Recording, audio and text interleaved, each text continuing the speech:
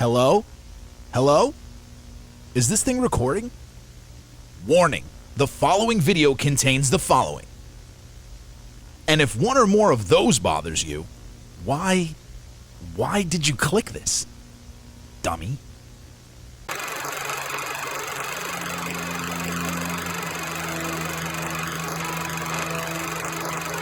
True crime and serial killer media has become a widespread part of mainstream pop culture over the course of the last few decades, from such podcasts as Last Podcast on the Left, to the countless number of true crime novels such as the 1974 Manson family murder chronology Helter Skelter, to My Friend Dahmer, an R. Crumb-style graphic novel about Jeffrey Dahmer's formative years written by one of his high school friends.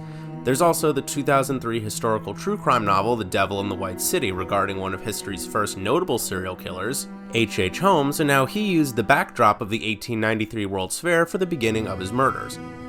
Not to mention the small island nation's worth of high-budget documentaries produced on the subject, which, if you are unaware, there are a comical fuck-ton of. I highly recommend some of my personal favorites: Making a Murderer, Cropsy, Mommy Dead and Dearest, The Ted Bundy Tapes, Don't Fuck with Cats, The Most Dangerous Animal of All, Beware the Slender Man.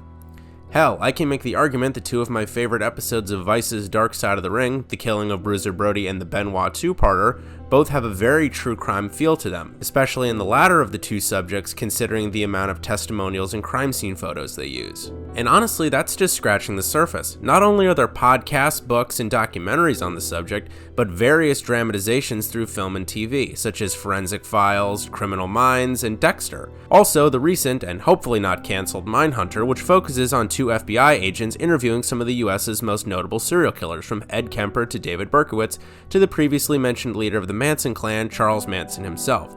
With shows like this having entered the mainstream, the notion of being into true crime and having a favorite serial killer has become incredibly common, or at least more accepted and normalized than it had been previously.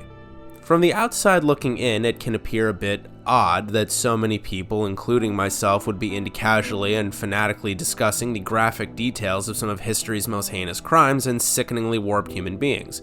And honestly, yeah, it is a bit curious that waves and waves of people would be into casually discussing the cannibalism and necrophilia of Jeffrey Dahmer, or the cryptic messages and the escapades of the Zodiac Killer. The more I mulled over this, I began wondering, why? Why do so many of us gravitate towards this material? Why are there so many shows on cable and so many documentaries on streaming services dedicated to these events? Why do so many of us receive a bizarre kind of entertainment and in some cases even comfort from watching things like this? Well, while I am far from an expert on the matter, I went out, asked around, binged far more true crime material during the holidays than it was probably healthy for someone to do, and I've decided to bring what I feel are some solid answers to the table.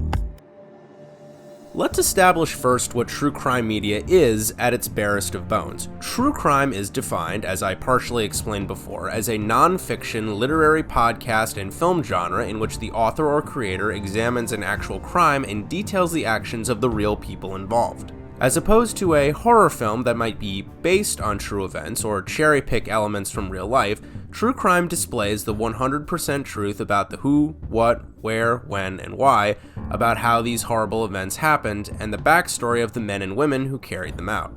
The irony that I've personally stumbled across is that many true crime fans wouldn't watch a horror movie if you paid them, which is really weird when you think about it. So let me get this straight. Y'all can hear about Ed Gein creating an entire IKEA catalog out of human skin, or Jeffrey Dahmer stocking his fridge with human meat like he just went shopping, or Richard Chase drinking human blood like a 7-Eleven Slurpee, but Freddy Krueger stabbing a dude or the actions of Leatherface are a bit too much for you. People are fucking weird, I swear. Hi, my name is Zac Amico. I am a comedian, actor, writer, director, podcaster, and professional wrestling personality. And my favorite true crime story to talk about is a gentleman by the name of Joe Ball. Joe was a gentleman that lived down in Texas and owned a drinking facility, I think it's called a bar, and it had a concrete pit in the back full of alligators. And over the weekends, him and his friends would toss small animals in there for sport. And some of Joe's waitresses started getting pregnant and disappearing. And come to find out, old Joe was knocking his waitresses up and feeding them to the alligators. I think, personally, what I get out of true crime is chasing the dragon of being scared. I can't iterate how many nights when I can't sleep I am up scrolling through Wikipedia, going through unsolved murders or serial killer cases that I haven't read about yet. There's nothing quite as fun as being scared, and nothing is scarier than real life. The first reason I think true crime has the rabid fandom it does is the feeling of learning something. Despite many of us having the love of it beaten out of us from years in our nation's incredibly flawed and soul-crushing educational system, we all secretly love to be educated on things that interest us, and maybe even on subjects we never knew about. True crime is a type of history, and learning about history, even the ugly parts of it, has its place in educational discussions. We can't pretend like history is all sunshine and rainbows, and while learning about World War II or the Kennedy assassination is probably more important in the grand scheme of things, one can still take some valuable information away from learning about David Berkowitz, aka the Son of Sam. Side tangent, I actually used to live in one of his former hunting grounds, that being Forest Hills, Queens. And it always was a little bit unnerving to walk the streets that he once stalked his victims on. While scripting this video, I asked several people on Reddit why they enjoyed learning about this sick shit, and people responded in droves, quick to explain why. Many stated how it was the car crash mentality of not being able to look away despite the heinous nature of what they are seeing and hearing. The actions of Dennis Rader, aka the bind and torture killer, might disgust and disturb you, but you can't deny that there is a fascination not just with seeing how a person like this can exist, but how they were able to pull off their crimes for so long and without being caught until many years later. This is where the term morbid curiosity comes into play. You may detest the actions of John Wayne Gacy, but the way he was not only able to elude the authorities for years, but serve as a true and respected pillar of his community, even going as far as performing as a jovial clown for kids' birthday parties, is not only insane, but fascinating. Additionally, how the Zodiac Killer was not only able to get away with several murders, but sending letters and cards to the San Francisco Bay Area press, taunting them with ciphers so cryptic that one of them was solved only recently while I was writing this video. Hi, I'm Lucas Twitch Disangro. I'm a professional wrestler, and my favorite serial killer or true crime story is the Zodiac Killer. The reason it's my favorite is because I saw the movie Zodiac when I was in 10th grade, and it fascinated me and terrified me because it was unsolved. It almost has that air of he still might be out there, and that's crazy. And also the fact that he completely just screwed with the police and left like he was gloating, and then when he was done, he just dipped out. It's just so fascinating. I think us as a society, we always want closure, and the fact that we haven't gotten that yet, it's always a lot more interesting. It's always, whenever it's open-ended, it gets a lot more people talking, I feel like. Personally, I don't think I get anything out of true crime except for knowledge. My grandfather was a history teacher, and always in history class, I would hate the fact that we would learn the same thing over and over and over again, and it would be filtered. Things would be left out, it would be whitewashed because it would be more palatable for us. And I think the most interesting things in history are the ones that are hard to digest. It's also interesting to learn about the cultural circumstances present during these events, and seeing just how many of these guys were able to take advantage of social issues to carry out their sinister agendas. It was a lot easier for Jeffrey Dahmer to stalk gay people of color during a time when police didn't see people from either of those communities going missing as a particularly big deal. Many also stated an immense curiosity for learning how so many of these figures ended up becoming the monsters they became. and what the inciting incidents in their formative years were.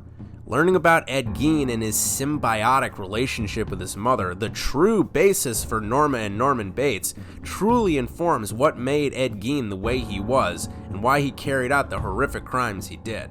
We as humans, I feel, are always seeking to figure out what's going on under the hood in regards to the people around us, and are curious as to who around us could be harboring a dark side and who could be carrying out monstrous activities in the dark or, in some cases, in broad daylight. Through these podcasts and books, we get to see someone's entire psychological profile and major life events laid bare, and sometimes done in a very entertaining fashion. There's no place to escape to. This is the last podcast. On the left. That's when the cannibalism started. What was that? Last Podcast on the Left, one of my favorite true crime podcasts, intersperses their legitimately well-researched discussion with humorous conversations.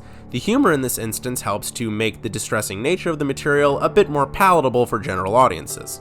And that's what he said, and that's why he'd strangle him, because that was the least painful way to kill him. Yeah, and if you remember, this goes back to when he was a kid. If you remember from the first episode, he used to do the same thing to his childhood friends. Yes. He would sit there and he would listen to their chests, to listen to their heartbeat. Right. And, I mean, this was something that had gone back a long And again, Well, if it wasn't such a perverted brain, he would have been a pediatrician.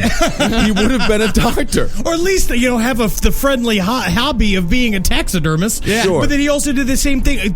We're just watching him play out his childhood games in the adult world. Yeah. Right. So like how Michael Jordan used to play basketball when he was in middle school. And he says, Yes. one day I'm going to make it to the pros Just and like win that. all the championships. Just like that, yes. But, so now he's starting to win some championships. Because he wants to see some bones. He wants to get Right. that ring of seeing how many times he could look at a liver. And One can also make the argument that the reason true crime appeals to so many is that with some rare exceptions, that the perpetrators are often caught, incarcerated, and oftentimes are already dead by the time the viewer is watching the documentary concerning them. It's a bit easier to digest the haunting words of Ted Bundy or hear about the rampage of Richard Ramirez if one remembers that they are both long dead. People like to learn about these graphic events and figures in a controlled way, some people on Reddit even stating it was a good way to help them control their anxiety. They feel more of a sense of ease and control over this material when they get to view it as a documented and organized collection of factoids. You can place yourself in the shoes of the people in the events and, albeit in a simulated way,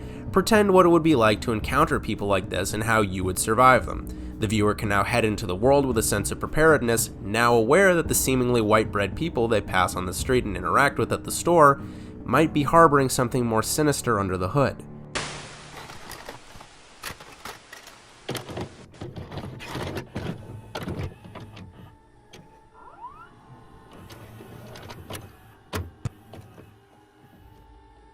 I'm Stephanie Sottile, a New York City-based actress and writer, and the true crime story that I'm going to talk about is the Slender Man stabbing. Slender Man, for those who don't know, is a creepypasta or a fake horror story that was generated online about a tall, lanky, faceless man in a suit who terrorizes kids.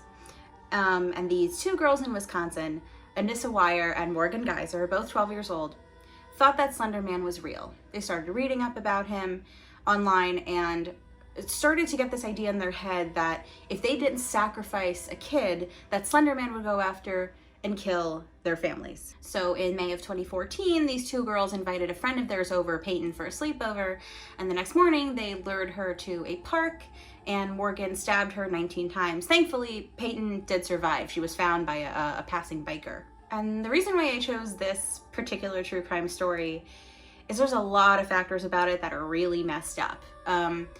Both of these girls, because they were in Wisconsin, they were tried as adults. There's a really messed up rule that if you're charged with, I think it's first-degree murder, and you're over the age of 10, you're tried in adult court. And mind you, these girls were 12 years old. These were literal children. And on top of that, both of these girls were suffering from horrible mental illnesses. One girl had schizophrenia and she had been seeing hallucinations since she was like 3 years old. And the other girl suffered from delusional disorder, which means she could not decipher what was real and what wasn't. So despite the fact that these were literal children with actual mental illnesses, who thought that this fake character online was real and was going to kill them. Despite all of that, the court still convicted them. One of them was convicted to 40 years to life and the other one 25 years to life. Now, I believe it was changed later to where they were both found not guilty due to mental illness. But I still believe they're set to spend, I think, their entire life in a mental institution. And on top of that, I think in 2020, one of the girls' appeals to have her case retried in a juvenile court, which should have been done, that was denied. What I found really disturbing about this, and one of the reasons why I chose to talk about it, is when I first heard about this, you know, in 2014, and I was reading articles that came out about it, I would read the comments underneath it, which you should never, ever do. And there were so many people, grown adults, who were saying, stick them in prison the rest of their life.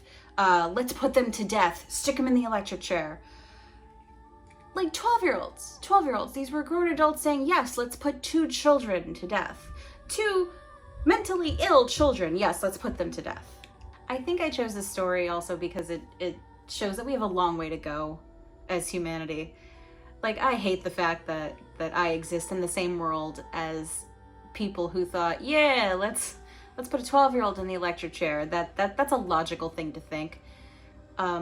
We have a long way to go in terms of, I don't know, having empathy for other people, having any kind of understanding for mental illness and how it can really incapacitate somebody. I think that's why true crime in general is interesting, at least to me, is it shows the real broad spectrum of humanity, like how bad it can get. Like some of these true crime stories are just the most god-awful, like horrific things you've ever heard of. And it shows how like we have very little understanding still of the human brain and like why people do some of the things they do. Like a lot of times for some of these serial killers, we have no idea. And it's super frightening that we have very little understanding of it. We don't have like a hold on it. So therefore we can't figure out, like, we can't see warning signs, or we can't figure out a way to help the people that do sometimes the worst things humanity has ever seen. You know, and I would hope at the end of the day, like, the more that people learn about this stuff is that maybe in the end it can help. You kind of have to see the worst of humanity to know what the best of humanity is. True crime showcases the darkest and most depraved monsters that humanity has to offer. It shows us what they did in an engaging and more palatable way, and gives us a chance to peek behind the curtain in regards to how they came to be.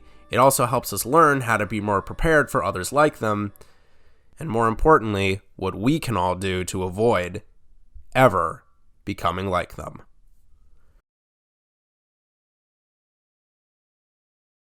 Thank you guys for watching. This was a different kind of video I've wanted to try out for a while, and I hope you liked it. 2020 was a weird, stupid, painful, and annoying year, but one of the few bright spots has been making content for this channel, which I hope to grow more in this coming year.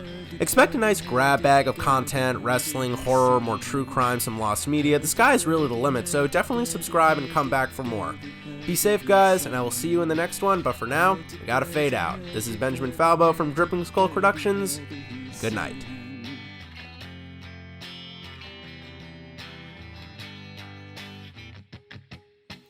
Histories of ages past, when lights and shadows cast down through all eternity, the crying of humanity. 'Cause then when the